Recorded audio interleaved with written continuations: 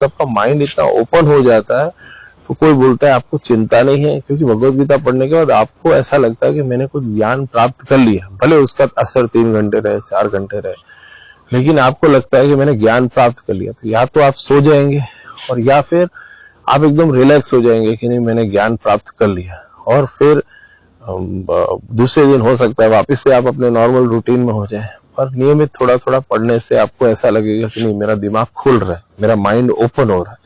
क्योंकि व्यक्ति का स्वभाव है, वो कितना भी अपना गुस्से को कंट्रोल करे, फिर एक दिन होता है गुस्सा आ ही जाता है। आप कितने ही साधु सन्यासी लोगों को देखेंगे, बरोबर, साधु सन्यासी, नागा साधु, और ये कुछ अलग अलग साधु होते हैं कोई भी जगह पे, आप देखिए बहुत क्रोधी होते हैं। अब ये ऐसा क्या चीज है, अगर आपने इतना अपर लेवल गेट कर लिया है, आपका इतना आध्यात्मिक पावर बढ़ गया है, तो आध्यात्मिक पावर है तो आपको क्रोध क्यों आता है? और क्रोध में भरे रहते हैं। आप देखोगे बात बात में कोई भी गुस्सा कर देगा, कोई मतलब तुरंत का तुरंत कुछ बोल देगा, तो वो क्रोध से भरे हुए रहते हैं। तो अब ये क्रोध क्यों करते हैं, और क्रोध करने से उनको क्या लाभ होता है? भाई क्रोध नहीं करना चाहिए। अगर वाकई में उन्होंने वो शांति जो भगवान के भगवत गीता के 18 अध्याय पढ़ने के बाद आपको फील होती है कि मैंने सब कुछ जान लिया, वो चीज क्यों नहीं होती? वो रिलैक्स क्यों नहीं हो जाते?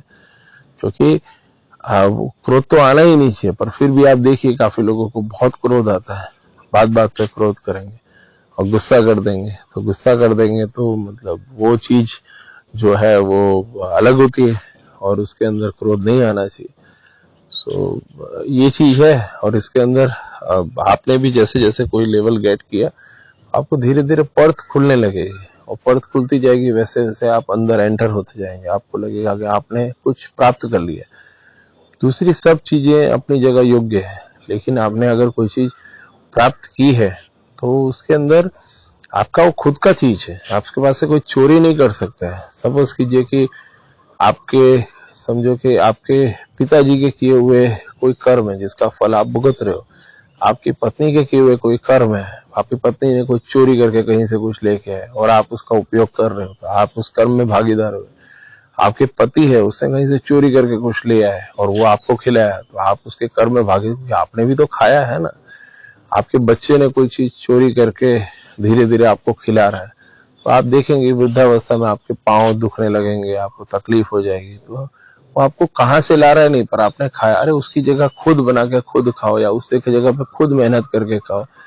अगर आप उसका दिया हुआ खा रहे हो तो उसके कर्म में भागीदार आप बन रहे हो, बन रहे हो, बन रहे हो। उसका परिणाम आपको भुगतना ही पड़ेगा।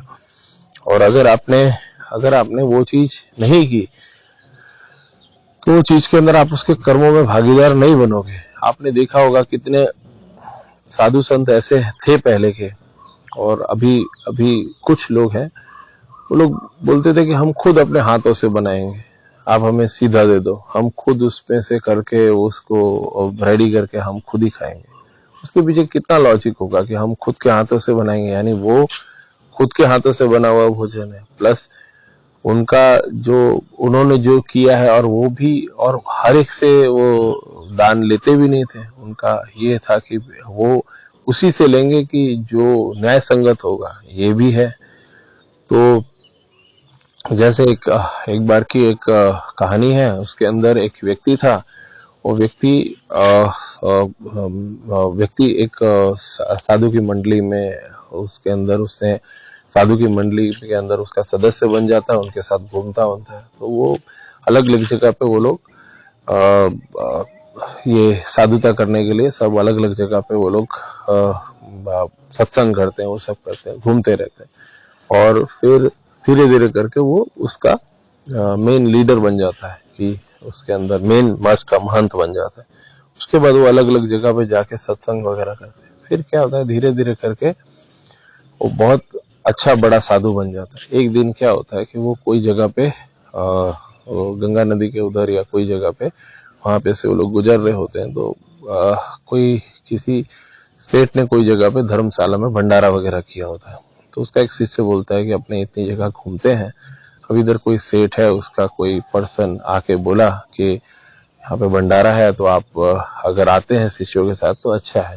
तो वो साधु ने बना किया कि अपने सन्यासी लोग हैं, इधर उधर घूम घूम के जहाँ पे भी मिल जाता है उसको हम ले लेते हैं, वही हमारे लिए योग्य है। तो उसके एक शिष्य ने कहा कि आज काफी टाइम हो गया है, चलो हम खीर का भी आनंद लेते हैं, ऐसा करना चाहिए। तो जो साधु मेन था लीडर, उसने बात मान ली कि ठीक है चलो जाएंगे। तो उसके बाद उधर गए। उधर जाने के बाद उन्होंने वो मंडली लेके फिर वहां पे उन्होंने खीर पूड़ी और जो भी था सब कुछ खाया। फिर उसके खाने के बाद वो सो गए और उनको सुबह सुबह 4-5 बजे निकलना था। 4-5 बजे निकल गए। तो निकलने के बाद फिर वो दूर, जब 1 घंटे 2 घंटे के बाद कहीं चल के वहां तक पहुंचे तो उन्होंने देखा कि वो फिर वापस आए। और वापस आने के बाद इधर सेठ को वापस मिले। तो सेठ को एक कमरे में ले गए। तो इतने में देखा कि सेठ जो था वो अपने नौकरों को डांट रहा था। नौकरों को डांट इसलिए रहा था क्योंकि उन्होंने वो जो पूजा हो रही थी उसके अंदर सेठ जी ने 10-10 हजार रुपए की गड्डियां इस तरह से करके चढ़ाई थी। तो उसके अंदर सेठ जी बोला कि इसमें एक गड्डी कम है। नौकर लोग को बोला कि किसने ये गड्डी उठाई है, आप मुझे बताओ। तो जब ये साधु का जो मेन लीडर है वो आया, और आने के बाद उधर उसको मिला और मिलने के बाद बोला कि चलो आप हमारे साथ, मेरे को आपसे बात करनी है। कमरे में ले गया। कमरे में ले जाने के बाद बोला कि सेठ जी आप काम क्या करते हो। वही साधु जिन्होंने अपनी मंडली के साथ उधर खाना खाया था, वही वापस आने के बाद उसको पूछा कि सेठ जी आप काम क्या करते हो।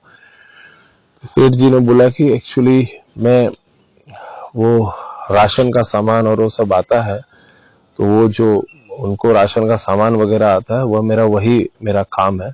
और जो राशन का सामान आता है उसमें से कुछ जो भी बच जाता है तो उसके अंदर मैं जितना होता है देता हूँ, बाकी मैं बेच लेता हूँ। तो बोले बेच लेते हो? तो बोले कि फिर क्या होता है कि उसमें से कुछ जो मेरा कमाई होता है उसका 10% मैं इधर सबको भूखों को खिला देता हूँ खाना। तो उस समय के टाइम पे ऐसा भंडारा करके कर देता हूँ, तो मेरा क्या है थोड़ा पाप पुण्य मैनेज हो जाता है, ऐसा बोले। तो साधु ने बोला कि देखो, आज तक मैं इतनी जगह पे मैंने सत्संग किया, इतनी जगह पे मैंने घूमा हूँ, इतनी जगह पे हम लोग करते हैं, और आज तक मेरी नीयत में कभी खराबी नहीं आई। तुम्हारा रात को मैंने ऐसा अन्न खाया कि सुबह मेरी इच्छा हो गई कि ये 10,000 मैं ले लूं तो मुझे रास्ते में काम आएगा। ये 10,000 अपने संभालो, आज के बाद कभी हमें बुलाना नहीं। इसीलिए कहा जाता है जैसा अन्न वैसा मन। उस जो सेठ था उसका जो अन्न था वो ऐसा अन्न था कि जिसकी वजह से वो अन्न कुछ अलग तरह का अन्न था, और उसने अन्न वो खिलाया तो वो अन्न खाने के बाद वो साधु की बुद्धि एकदम पलट गई।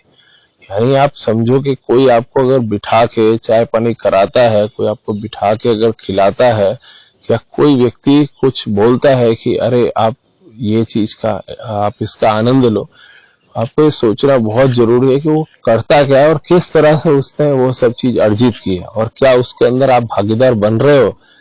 तो वो जो चीज है वो चीज के अंदर उस साधु को भी यही फील हुआ, और साधु फिर उसके बाद वहां से चला गया। तो साधु ने भी बोला कि ये आज के बाद ऐसी कोई जगह पे हमें खाना नहीं चाहिए।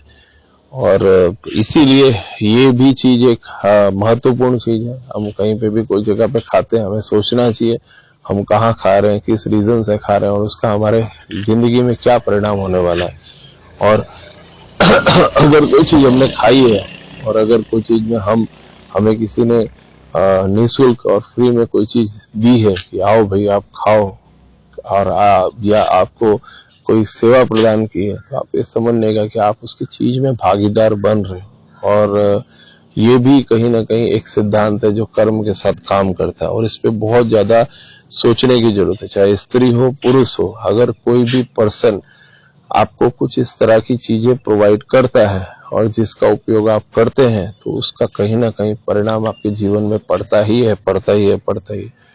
क्योंकि आपने क्या किया कि आपने उस चीज को उपयोग किया, और आपको मालूम है कि वो व्यक्ति किसी का नुकसान करके या कोई ऐसा कर्म करके वो चीज उसने वो चीज धन अर्जित किया है या कोई चीज, और उसको आप उसको यूज कर रहे हो, तो वो चीज के अंदर आपका उसका कहीं ना कहीं कार्मिक पे आपके ऊपर असर होता है। और कितनी जगह पे कोई व्यक्ति ने इस तरह से चीज अर्जित की है, तो उसको जितना जल्दी हो सके कुछ सेवा कार्य और उस तरह से करके वो चीज कर लेना चाहिए। अगर वो इस तरह से अगर कुछ सेवा कार्य करता है या अगर इस तरह के कोई कर्मों में वो अटैच हो जाता है, तो उसकी वजह से धीरे धीरे करके उसका कर्म लेवल हो जाता है, उसका कर्म लेवल हो जाता है। पर आपने अगर किसी के इस तरह से चीजों का उपयोग करना चालू किया, तो कहीं ना कहीं आपका जो कर्म है वो कर्म बैलेंस होता है कि आपने जो किया उसके कर्मों में आपने भी अपना भोग लगाया है। तो भोग लगाया तो आपने वो चीज का भोग लगाया, तो कहीं ना कहीं आप भी उसके कार्मिक में भागीदार बने।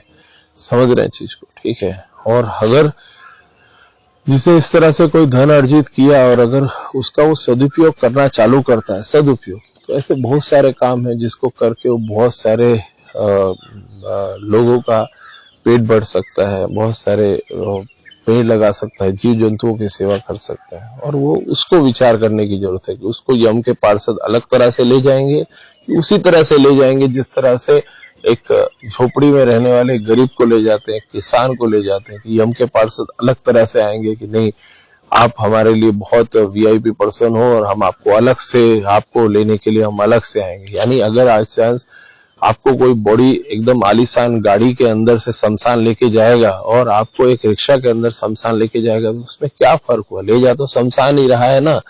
तो अगर शमशान लेके जाएगा, अगर आपको बड़ी सी गाड़ी में लेके गया जिसके पीछे 4 गाड़ियां आगे 4 गाड़ियां पीछे जा रही, पर आप तो जा तो शमशान ही रहे हो।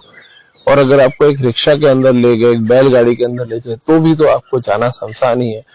तो ये चीज के अंदर वो आपको उस बात को समझ लेना है कि इसके अंदर आपके लिए फायदेमंद चीज क्या है। और अगर फायदेमंद चीज है तो आपका वो जो ब्रह्म ज्ञान और जो वो वाला चक्र है वो धीरे धीरे खुल जाना चाहिए। और चाहे आप जिस तरह से आप उसके पे काम करो, और धीरे धीरे करके आपको भी उसका लाभ मिलेगा। और बहुत जल्दी हम अपना व्हाट्सएप नंबर भी शेयर करेंगे। आप कोई भी बात पे हमें चर्चा कर सकते हैं, डिस्कस कर सकते हैं। हो सकता है कि कुछ चीजें हो, कुछ लेवल पे आप हो, धीरे धीरे आप आगे बढ़ो, आपको भी कुछ अच्छे काम करने हो, तो हम आपको और भी सजेस्ट कर सकते हैं कि उसमें क्या क्या आप कर सकते हैं। आप मंत्र जाप में भी क्या कर सकते हैं। आप कोई काम को पूरा करना चाहते हैं तो आप कहाँ गलत हो रहे हैं, आपका टाइमिंग गलत है कि किस तरह से है।